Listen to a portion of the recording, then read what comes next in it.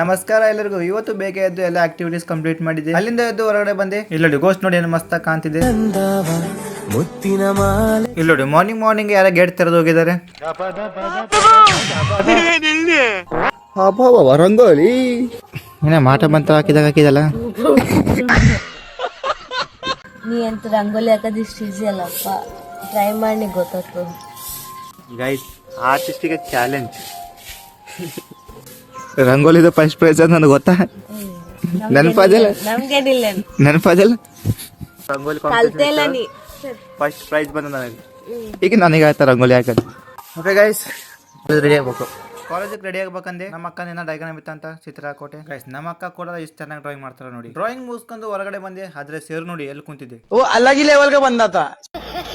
ಆಮೇಲೆ ನಾನು ಹೋಗಿ ಕಾಲೇಜ್ಗೋಸ್ಕರ ರೆಡಿ ಆದೆ. ಅಲ್ಲಿಂದ ಮೇಲ್ಕಡೆ ಬಂದು ಬಸ್ ಏರಿ ಸೀದಾ ನಾ ಬಂದೆ ಕಾಲೇಜ್ ಬಂದು ನೋಡ್ತೀನಿ ಎಲ್ಲರೂ ನೋಟ್ಸ್ ಕಂಪ್ಲೀಟ್ ಮಾಡ್ತಿದ್ದಾರೆ. ಹಾಗೆ ಮಾರ್ನಿಂಗ್ ಕ್ಲಾಸ್ ಮುಗಿಸ್ಕೊಂಡು ನಾವು ಬಂದು ಸೀದಾ ಲ್ಯಾಬಿಗೆ. ಗೈಸ್, ಇವ್ರು ನೋಡಿ ತುಂಬಾ ಸೀರಿಯಸ್ ಆಗಿ ಸ್ಟಡಿ ಮಾಡ್ತಿದ್ದಾರೆ.